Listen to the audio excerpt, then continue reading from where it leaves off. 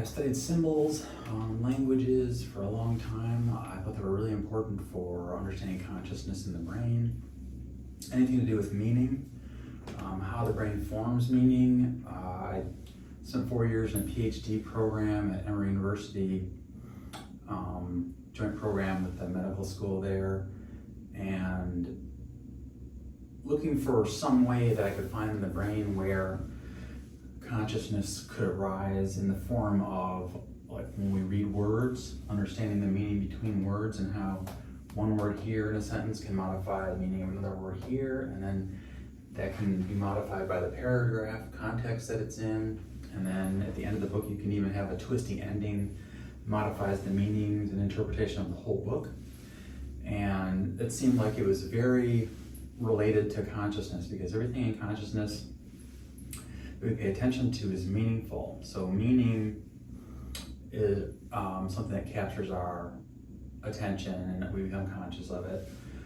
It's something that enters consciousness. So things that are unique, highly meaningful, that type of thing. So I've been really interested in symbols, and then I started to realize that if you look at the world as actually symbolic, most people think that it's not, that it's just something that we project onto it, that humans are the ones that see meaning. There's not inherent meaning in things.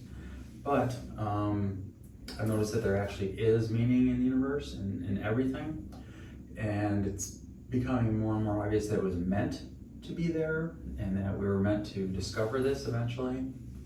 We got to a certain point. So that is what this book is about. I start with the I because I started decoding the symbols.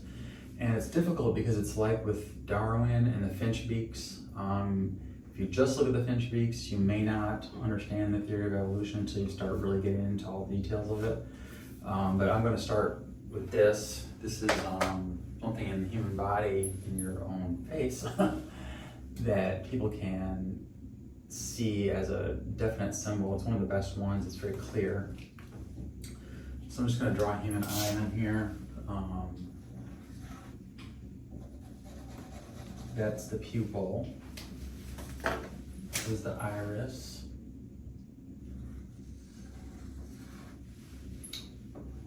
Here. And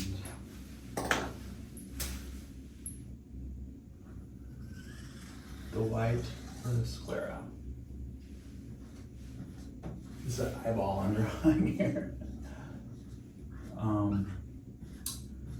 So anyway, people are starting to catch up to these ideas. I actually left graduate school to write a book instead of doing my dissertation. I wrote a book on these things. And part of what I did was I had a couple decades worth of synchronicities that I was recording because I thought it was related to how we see meaning and to the underlying meaning in the universe and symbols.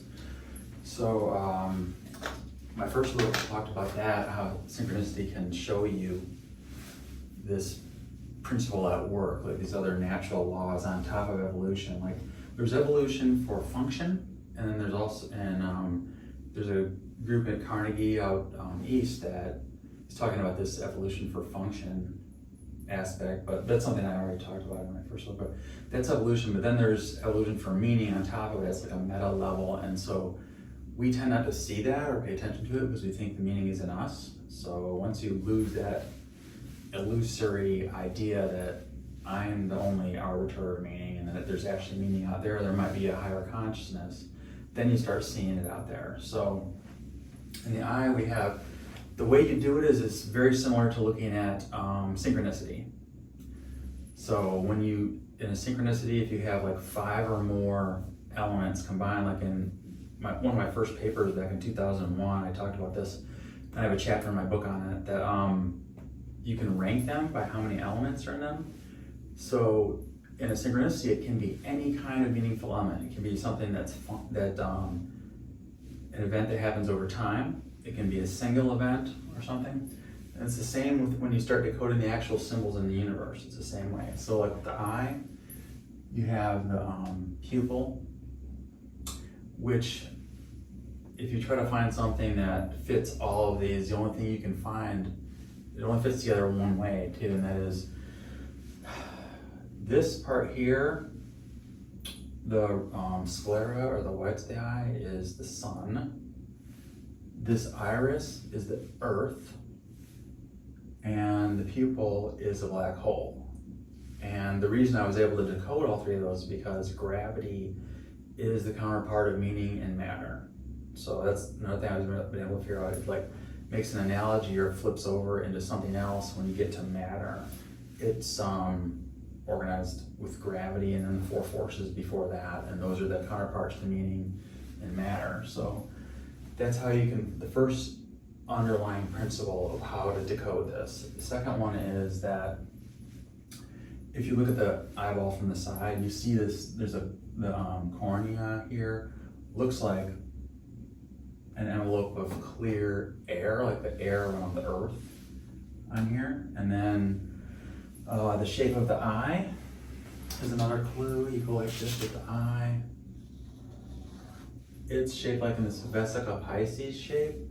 And this shape is formed by the overlapping of two spheres, or in the 2D sense, two circles. So you get this and this, and then in here, this is the thing here. It's like that, I think it's the Butterfly Nebula. They took that picture with the Hubble, and it looks like two circles, and they made, there's it looks like an eye in between, but it's really a supernova that made that. That's a cosmic symbol that relates to this, definitely. And that's one of the reasons it was so intriguing to people, I think. But you get this overlap here, and then this shape is the shape of the eye, which indicates it's an overlap of spheres. It's also emphasized by, here's the lens, and the lens shape is formed by two spheres that overlap. You get a lens shape where they overlap, and that's how we see. And so this is a key to understanding how meaning is built in the universe too, because it's always the overlap of different things, and where they meet is where the meaning is. So like this one here, you got this shape here, and then inside of the overlap is these three spheres. And this tells you where meaning comes from, like how it's made in the universe, and how we see it and what we actually are, because our whole body and everything in our brains and our eyes are symbolic. So in my first book, I talk about how when you look at the brain, it's a unique situation anywhere in the universe, because we're looking at something that there's no functional evolutionary contingency for understanding what is going on inside the brain. So the way to get at it is, the only way you can get it is analogy, metaphor, and symbolism. So if you look at the way that the nerves course into the brain from the eye, and they come in like this, and it's like the stretching out and spaghettification inside of a black hole. So the more you follow this symbol, the more you realize that everything fits, even the functionality of it. Like when this iris gets smaller or bigger, if that is the earth and this is the sun, well, what you have is there's a lot of light, that means the sun is shining on the earth, and this gets smaller. So the functional stuff gets more salient, like things I need to do to survive here on this earth. When you close your eye, like sometimes you deep in thought and close your eyes and you're imagining something, this gets bigger. So you're tapping into the source of meaning here. In a dark room, the pupil gets bigger because this stuff is attenuated. So everything fits functionally and symbolically. Like when you look at how the image is upside down inside the eye, that'll tell you something about how the universe is constructed, which I talk about in my first book. I made a diagram of it 20 years ago, but this is like emphasizes it. So that's what this book is about. It's just mainly about the eye. There's a whole bunch of other symbols. My first book, I talk about diamonds as being a symbol.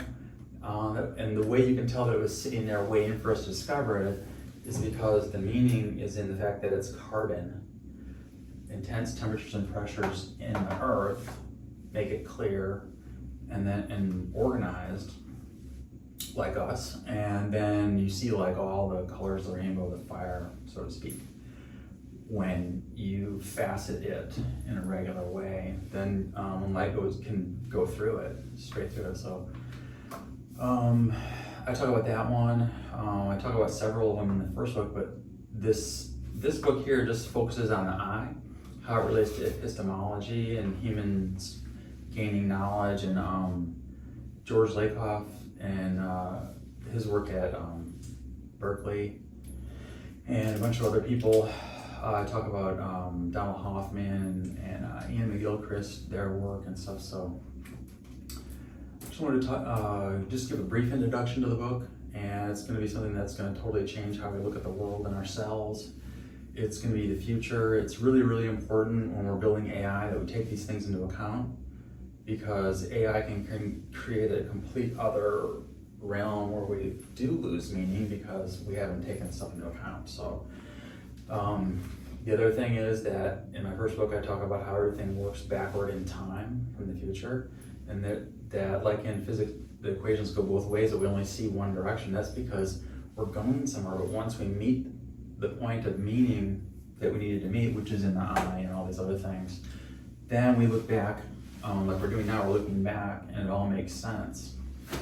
So it's like a twisty ending of our previous way of looking at things. But you can understand so many things through this. Like if you think about, I just saw a picture the other day, and I was thinking this is totally related to this. We're in a cave like 20,000 years ago or something. Some cavemen blew pigments over their hands, and they made a hand and a hand and a hand and a hand and a hand. And that stuck in my mind. I was like, what were they trying to say? And you can start understanding how people thought in the old days, like in the ancient history and stuff. And when I see television programs or something on YouTube about an ancient civilization, and they say what the people were thinking, a lot of times it's just us projecting our functional way of viewing things now onto them. When that was not at all what they were thinking. They think more about like this, but it's implicit.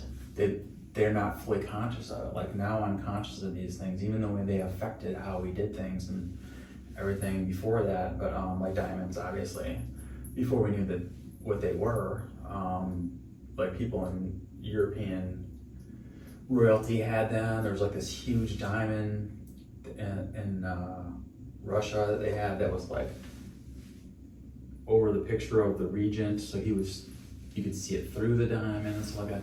All these things they did, everything we do artistically makes sense through this stuff. So going back to that the caveman days, when they did that, it's like one of the things with these symbols is all of these symbols are symbols of the creator of the universe in a rarefied microcosmic way. It's like every universe made originally was woven together into this on the earth here. We can see it all woven together from here.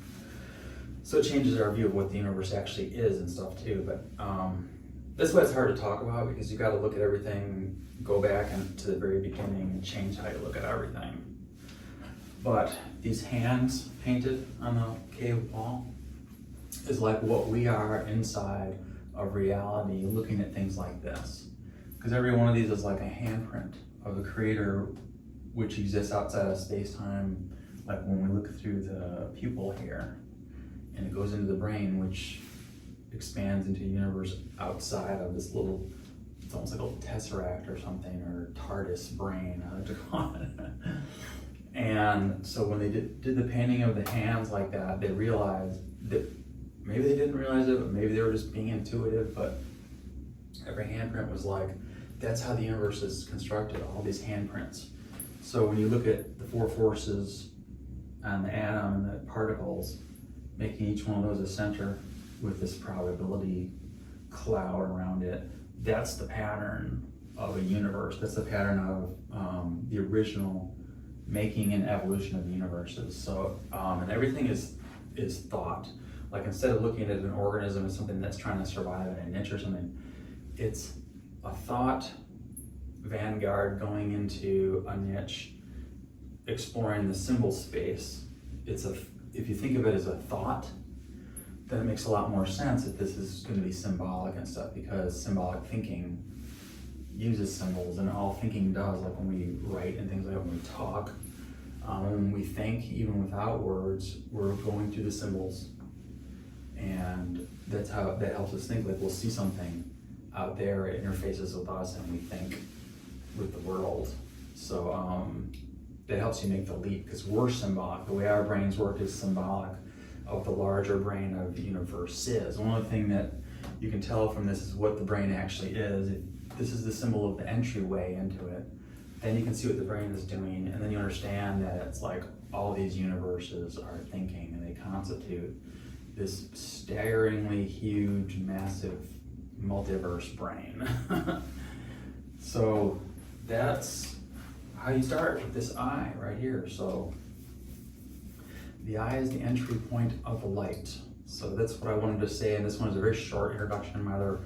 I've got 2 more videos after this that you can watch that add to it, but that's it for right now. So thank you for watching.